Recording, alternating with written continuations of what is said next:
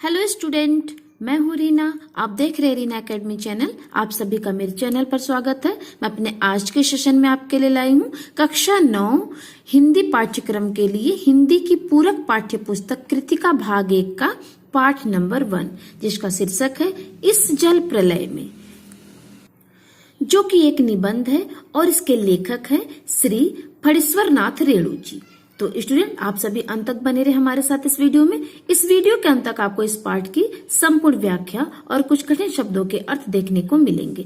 तो इस पाठ को पढ़ने से पहले हम आपको इसके लेखक के बारे में कुछ बताना चाहते हैं।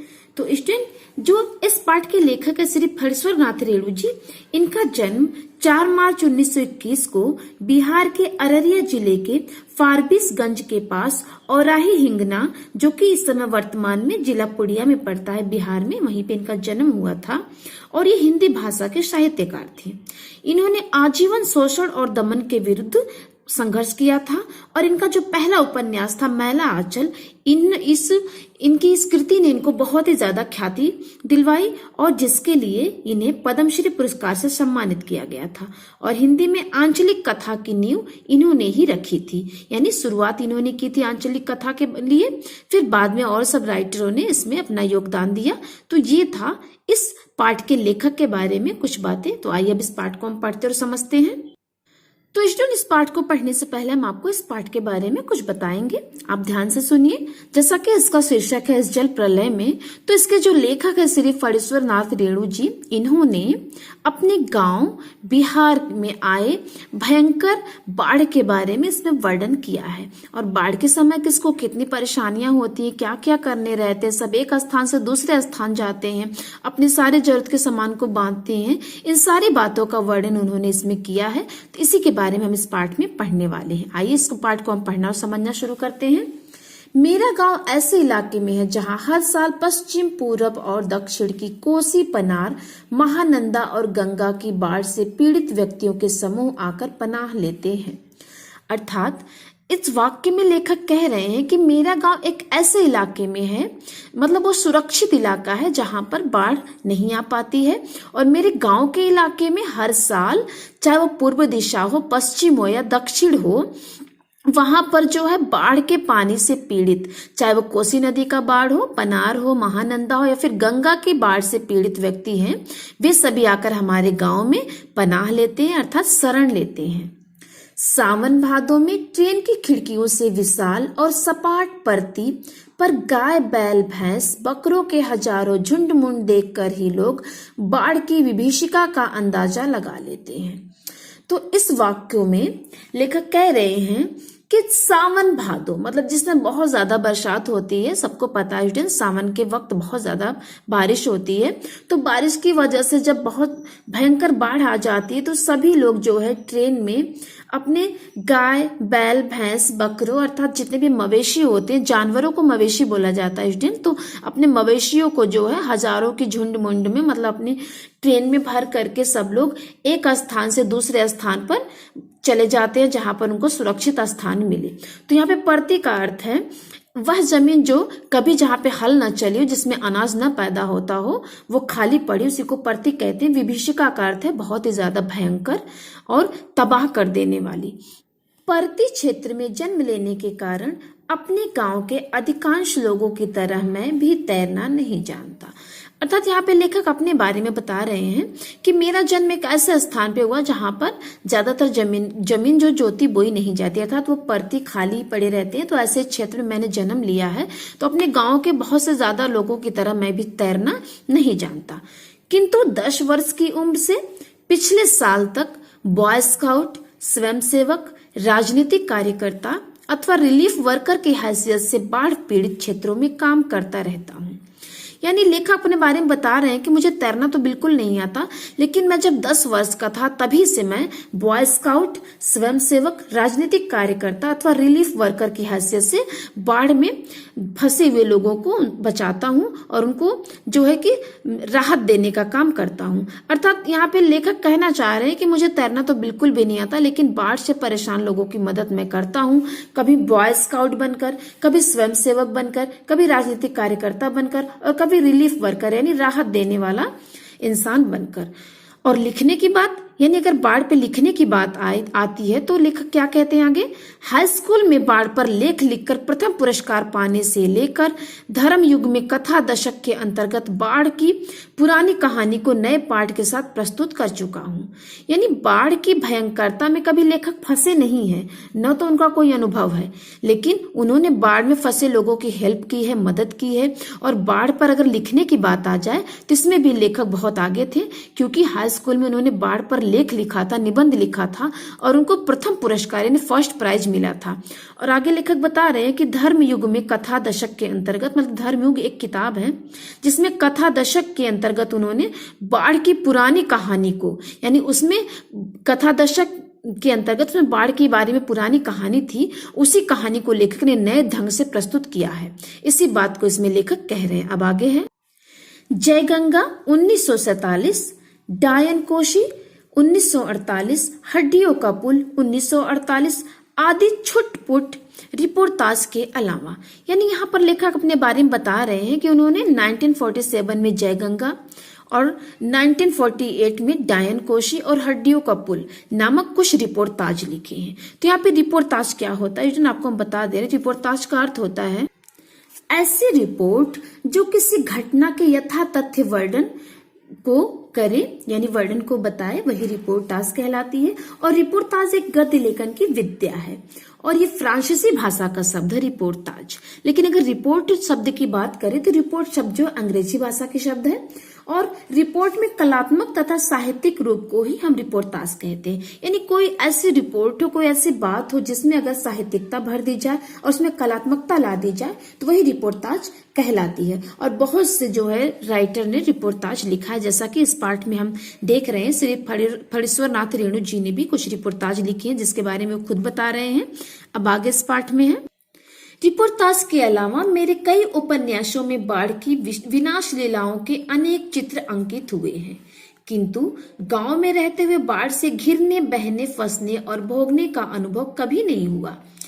अर्थात इन वाक्यों में लेखक कह रहे हैं कि मैंने बाढ़ के ऊपर जो कई लेख लिखे हैं, कई रिपोर्टाज मैंने लिखे हैं, लेकिन मैं कभी भी गांव में रहकर भी कभी भी मैं बाढ़ से नहीं घिरा हूं। न तो बाढ़ में फंसकर कैसे दुख उठाने पड़ते, इस सब को मैंने कभी महसूस नहीं किया है। वह तो पटना शहर में सन 1967 में ही हुआ। यानी इसमें जिस बाढ़ की विभीषिका की भयंकरता का वर्णन जो है लेखक कर रहे हैं, वो कह रहे हैं कि वो जो पटना शहर में सन 1967 में हुआ था, जब 18 घंटे की अविराम वृष्टि के कारण पुनपुन का पानी राजेंद्र नगर, कंकड़बाग तथा अन्य निचले हिस्सों में घुस आया था।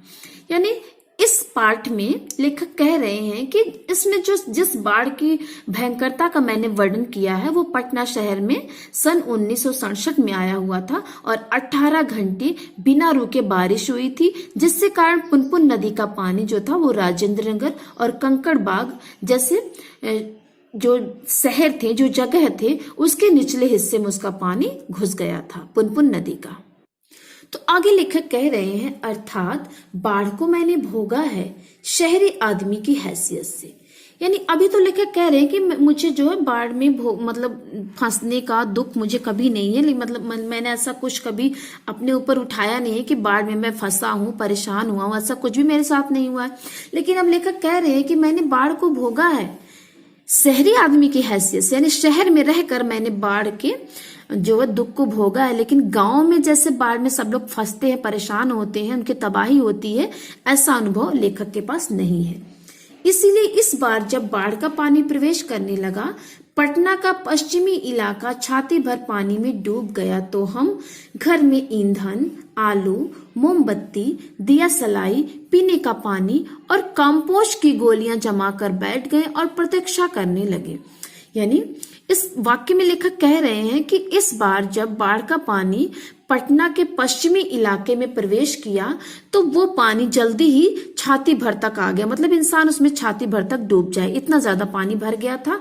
और सभी लोग अपने घर से ईंधन यानी जो फ्लू होते हैं, जो भी उनके खाना पकाने का जो साधन था उसको इकट्ठा किए, आलू, मोमबत्ती, दिला सलाई, पीने का पानी, कंपोस्ट वगैरह, अर्थात उनकी जरूरत की जो भी जितनी भी सामान थे सब लोग उसको इकट्ठा कर लिए और इंतजार करने लगे। सुबह सुना राजभवन और मुख्यमंत्री निवास प्लावित हो रहा है, अर्थात सब लोग अपने जरूरत के सामानों को इकट्ठा करके प्रतीक्षा करने लगे कि हम अब यहाँ से निकलना चाहिए। वे सही समय का इंतजार करने लगे। तो रात हो गई थी, फिर सुबह हुई तो सबको ये सुनाई दिया कि जो राजभवन है और मुख्यमंत्री निवास है, जहाँ पे मुख्यमंत्री रहते हैं, वो जो वहां का भवन था, राजभवन और मुख्यमंत्री के रहने का जो स्थान, निवास स्थान था, वो पूरा जल में डूब गया था। प्लावित का अर्थ होता है जल में डूब जाना।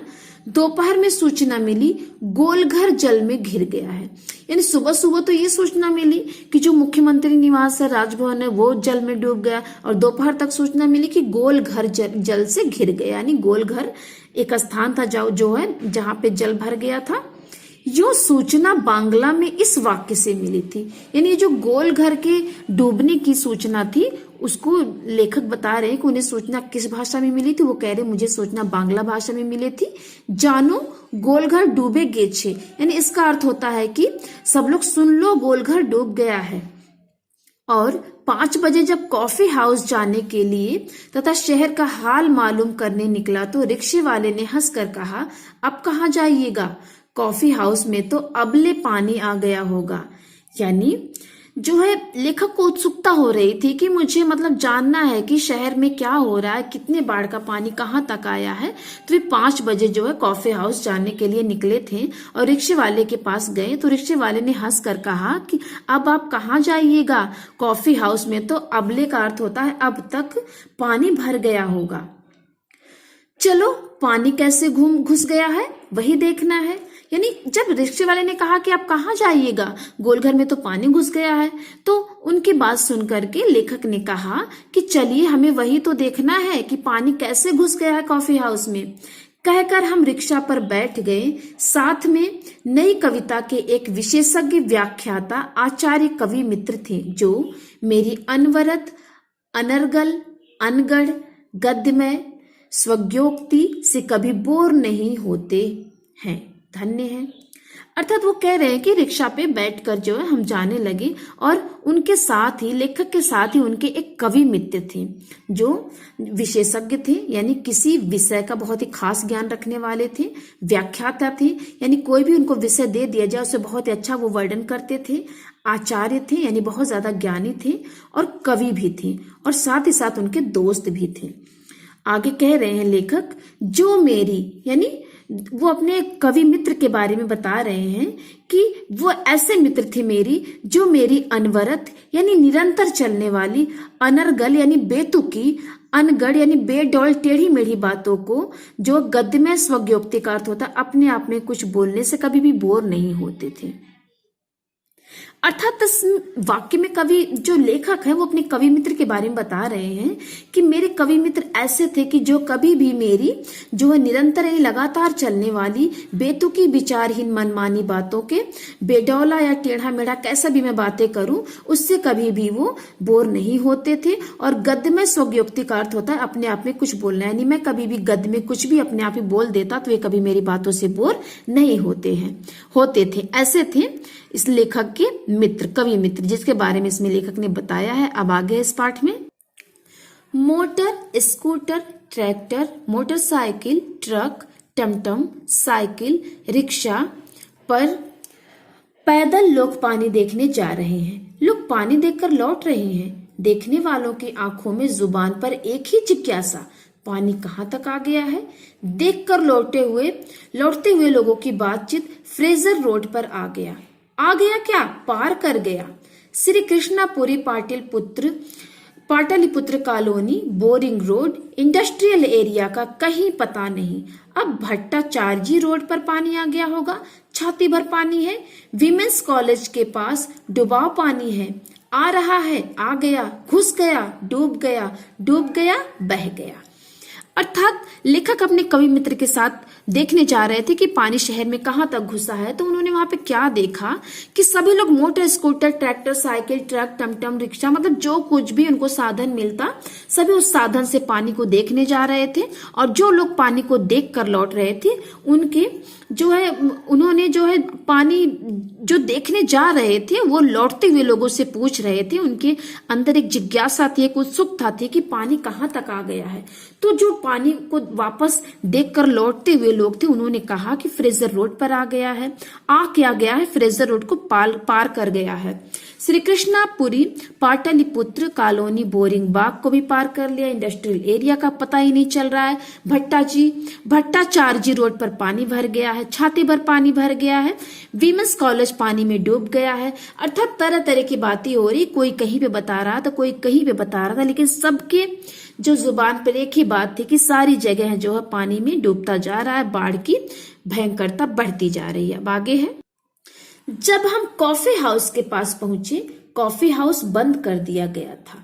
सड़क के एक किनारे एक मोटी डोरी की शक्ल में गेरुआ झांग फैन में उछला पानी तेजी से सरकता आ रहा था। यानी लेखक कह रहे हैं कि जब हम लोग कॉफी हाउस के पास पहुंचे तो कॉफी हाउस बंद हो गया था और सड़क के किनारे एक मोटी डोरी की शक्ल में गेरुआ झाग फेन में उलझा जो है पानी तेजी से सरकता था। अर्थात कॉफी हाउस के पास भी पानी आ रहा था। मैंने कहा, आचार्य जी आगे जाने की जरूरत नहीं, वो देखिए आ रहा है मृत्यु का तरल दूत। यानी लेखक अपने कवि मित्र के साथ पानी ही तो देखने निकले थे कि शहर में पानी कहाँ तक आ गया है। तो जब उन्होंने देखा कि कॉफी हाउस बंद है और पानी जो है तेजी से सरकता हुआ कॉफी हाउस के पास ही आ रहा था, तो लेखक ने अपने मित्र से कहा, आचार्य जी अब हम और आगे नहीं जा पाएंगे, क्योंकि हम जो देखने आए थे वो हमारे सामने है। देखिए मृत्यु का तरल दूत। अर्थात यहाँ पे बाढ़ की भयंकरता, बाढ़ के पानी को जो है यहाँ पे लेखक ने मृत्यु का तरल दूत यानी लिक्विड दूत बोला है। अब आगे है, आतंक के मारे मेरे दोनों हाथ बरबस जुड़ गए और सभय प्रणाम निवेदन में मेरे मुंह से कुछ अस्फुट शब्द निकले। हाँ, मैं बहुत कायर और डरपोक हूं। यानी आतंक के मारे यानी डर के मारे लेखक कह रहे हैं कि मैंने दोनों हाथ जो है आपस में जोड़ लिए और सभय मतलब डर के साथ, सभय का अर्थ होता है डर के साथ, प्रणाम निवेदन में मेरे मुंह से कुछ अस्फुट शब्द निकले। अस्फुट का अर्थ होता है अस्पष्ट, मतलब उनके मुंह से कुछ अस्पष्ट से शब्द निकले। डर से उन्होंने प्रणाम निवेदन किया बाढ़ को और बोले मुझ अस्पष्ट शब्दों में उन्होंने कहा, हाँ मैं बहुत कायर और डरपोक हूं। अर्थात उन्होंने स्वीकारा लेखक ने कि मैं बाढ़ से डरता हूं। रिक्शा वाला बहादुर है, कहता है चलिए ना थोड़ा और आगे। मतलब जब लेखक ने स्वीकार किया कि मुझे बाढ़ से डर लगती है, तो रिक्शा वाला जो था वो बहुत ही बहादुर था। वो कह रहा था कि चलिए थोड़ा आगे चलते हैं। भीड़ का एक आदमी बोला, ए रिक्शा, करंट बहुत तेज है, आगे मत जाओ। मैंने रिक्शा वाले से अनुनय भरे स्वर में कहा, लौटा ले भैया, आगे बढ़ने की जरूरत नहीं। यानी रिक्शा वाला बहुत ही बहादुर व्यक्ति था। वो बोला कि हम और आगे चलते हैं और आगे चल के देखते हैं। तो उस भीड़ लगी हुई थी, वहीं पे एक आदमी ने कहा कि ए रिक्शे वाले, उस पानी में करंट है, इसलिए तुम आगे मत जाओ। तो लेखक ने जब ये बातें सुनी तो उन्होंने रिक्शे वाले से अनुनय भरे स्वर में कहा, यानी विनती करते हुए कहा, भैया यहाँ से लौट चलिए, हमें अब आगे जाने की जरूरत नहीं है। अर्थात अब हम आगे नहीं जाना चाहते। रिक्शा मोड़कर हम अप्सरा सिनेमा शो बंद के बगल से गांधी मैदान की ओर चले। यानी रिक्शे वाले ने अपने रिक्शा को मोड़ा और अप्सरा सिनेमा हॉल, जो कि अब बंद हो गया था, उसी के बगल से गांधी मैदान की ओर चला गया। पैलेस होटल और इंडियन एयरलाइंस दफ्तर के सामने पानी भर रहा था। मतलब वहां जिस रास्ते से हम गुजरे थे वहीं पैलेस होटल था, इंडियन एयरलाइंस दफ्तर थे, सब में पानी भर गया था। पानी की तेज धारा पर लाल हरे नियन विज्ञापनों की परछाइयां सैकड़ों रंगीन सांपों की सृष्टि कर रही थी। यानी पानी की रफ्तार इतनी तेज थी, उसका बहाव इतना तेज था कि ऐसा लग रहा था कि जितने भी जो है सड़क के किनारे विज्ञापन लगे हुए थे वो लाल हरे रंग के विज्ञापन उस पानी में झलक रहे थे और ऐसा लग रहा था कि सैकड़ों रंगीन सांप जो है पानी में तैर रहे हैं। गांधी मैदान की रेलिंग के सहारे हजारों लोग खड़े देख रहे थे। दशहरा के दिन रामलीला के राम के रथ की प्रतीक्षा में जितने लोग रहते हैं उससे कम नहीं थे। अर्थात गांधी मैदान में जो रेलिंग लगी थी उसी रेलिंग के सहारे हजारों लोग बाढ़ की भयंकरता को देख रहे थे। ऐसा लग रहा था कि जैसे दशहरा के मेले के वक्त रामलीला में राम के दर्शन के लिए उनके रक्त का इंतजार करते हुए सब लोग रहते हैं, तो उस समय जो भीड़ जो है उससे कम नहीं थी। ऐसा ही लग रहा था कि रामलीला के राम के दर्शन के लिए सब लोग वहां पे खड़े हैं। गांधी मैदान के आनंद उत्सव, सभा सम्मेलन और खेल कूद की सारी स्मृतियों पर धीरे धीरे एक गैरिक आवरण आच्छादित हो रहा था। अर्थात गांधी मैदान में जितने भी आनंद और उत्सव मनाए जाते थे, सभा होता था, सम्मेलन होता था, खेल कूद होता था, उन सारे जो है सम्मेलनों पर, आयोजनों पर जो है कि धीरे धीरे एक मतलब उनकी जितनी भी यादें थी हमारे मन में कि अब ये होने वाला, वो होने वाला, उस सब पर जो है बाढ़ की भयंकरता ने एक आवरण सा, एक पर्दा सा डाल दिया था। अर्थात सभी कुछ खत्म हो गया था। हरियाली पर सनह सनह यानी हरियाली पर धीरे धीरे पानी फिरते देखने का अनुभव सर्वथा नया था। इसी बीच एक अधेड़, मुष्टंड और गंवार जोर जोर से बोल उठा, इह, जब दानापुर डूब रहा है तो पटनिया बाबू लोग उलटकर देखने भी नहीं गए, अब बूझो। यानी मतलब यहाँ पर जो है कि जितने भी सबके अनुभव थे, जिन्होंने जो भी सोच रखा था, अपने सारे सोच पर पानी फिरते देख सब लोग जो है बहुत ही परेशान थे, और जो लेखक उनके लिए सब बहुत ही नया नया था। तो इसी बीच लेखक क्या कह रहे हैं इसमें कि एक अधेड़ मुष्टंड यानी एक अधेड़ सा बिना मूंछों वाला गंवार व्यक्ति बहुत ही जोर जोर से चिल्लाते हुए बोल रहा था, इह, जब दानापुर डूब रहा था तो पटनिया बाबू लोग उलटकर देखने भी नहीं गए, अब बूझो। अर्थात वो व्यक्ति बोल रहा था कि जब दानापुर गांव में बाढ़ आई थी तो यहाँ पटनिया यानी पटना वाले लोग देखने भी नहीं गए थे, अब पता चलेगा कि बाढ़ कैसी होती है। मैंने अपने आचार्य कवि मित्र से कहा, पहचान लीजिए, यही है वह आम आदमी जिसकी खोज हर साहित्यिक गोष्ठियों में होती रहती है। उसके वक्तव्य में दानापुर के बदले उत्तर बिहार अथवा कोई भी बाढ़ग्रस्त ग्रामीण क्षेत्र जोड़ दीजिए। यानी जब उस व्यक्ति की बात लेखक ने सुनी तो उन्होंने अपने आचार्य कवि मित्र से कहा कि आप इसको पहचान लीजिए, इस व्यक्ति को, यही वो आदमी है, यही वो आम आदमी है, आम इंसान है जिसकी खोज हम साहित्यिक गोष्ठियों के समय करते हैं और हमको जो वो मिलते नहीं है। उसके वक्तव्य में मतलब उसकी वक्तव्य का अर्थ होता कही गई बातों में, उस व्यक्ति की कही गई बातों में दानापुर के बदले उत्तर बिहार अथवा कोई भी बाढ़ग्रस्त क्षेत्रीय ग्रामीण क्षेत्र को जोड़ दीजिए। यानी दानापुर में अगर बाढ़ आए तो दानापुर के बदले वहां पर आप उत्तर बिहार लगा दीजिए, या कोई भी और जो है जहां पे बाढ़ग्रस्त ग्रामीण इलाकाज है, एरियाज है, उसको आप जोड़ दीजिए तो आपका काम हो जाएगा। शाम के 7:30 बज चुके और आकाशवाणी के पटना केंद्र से स्थानीय समाचार प्रसारित हो रहा था। यानी आगे लेकर कह रहे हैं कि शाम के 7:30 बजे आकाशवाणी पटना केंद्र से जो है समाचार आ रहे थे। पान की दुकानों के सामने खड़े लोग चुपचाप उत्कर्ण होकर सुन रहे थे। उत्कर्ण का अर्थ होता है सुनने को बहुत ज्यादा उत्सुक थे। वो जानना चाहते थे कि आखिर समाचार में बाढ़ के बारे में क्या बताया जा रहा है। पानी हमारे स्टूडियो की सीढ़ियों तक पहुंच चुका है और किसी भी क्षण स्टूडियो में प्रवेश कर सकता है। यानी जो आकाशवाणी पटना केंद्र से समाचार आ रहे थे उसमें यही न्यूज चल रही थी कि पानी आकाशवाणी पटना तक पहुंच चुका है, उनकी सीढ़ियों तक आ चुका है और किसी भी क्षण यानी किसी भी पल वो स्टूडियो में घुस सकता था बाढ़ का पानी। समाचार दिल दहलाने वाला था, कलेजा धड़क उठा। मित्र के चेहरे पर भी आतंक की रेखाएं उभरी, किंतु हम तुरंत ही सहज हो गए, यानी चेहरे पर चेष्टा करके सहजता ले आए, क्योंकि हमारे चारों ओर कहीं कोई परेशान नजर नहीं आ रहा था। पानी देखकर लौटते हुए लोग आम दिनों की तरह हंस बोल रहे थे, बल्कि आज तनिक अधिक ही उत्साहित थे। अर्थात जब स्टूडियो से समाचार उन्होंने सुना पटना केंद्र की आकाशवाणी का, तो उनका जो है दिल दहल गया और कलेजा धड़कने लगा। और जो उनके कवि मित्र थे लेखक के, उनके चेहरे पर भी डर की कई रेखाएं उभरी। लेकिन फिर जो है जल्दी ही ये दोनों लोग अपने आप को संभाल लिए, यानी उन्होंने अपने डर के भाव को अपने चेहरे पर नहीं लाने दिया। और क्योंकि उन्होंने ऐसा क्यों किया, क्योंकि उन्होंने देखा कि हमारे चारों तरफ जितने भी लोग, कोई भी इतना ज्यादा परेशान नहीं है।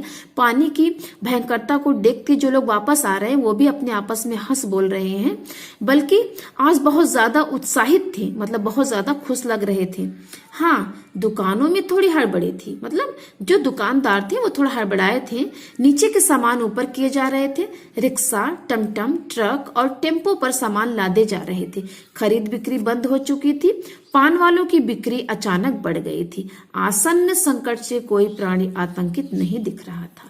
यानी जो दुकान वाले थे थोड़ा घबराए थे, अपने सामानों को नीचे से उठा के ऊपर कर रहे थे। रिक्शा, टमटम, ट्रक, टेम्पो इत्यादि में सामान को लाद कर किस सुरक्षित स्थान पे जा रहे थे। उनको वो खरीदना और बेचना सब बंद कर चुके थे। लेकिन जो पान वाले थे उनकी बिक्री बहुत, मतलब ऐसा लगा कि बहुत अचानक से उनकी बिक्री में इजाफा होने लगा, उनकी बिक्री बढ़ गई थी।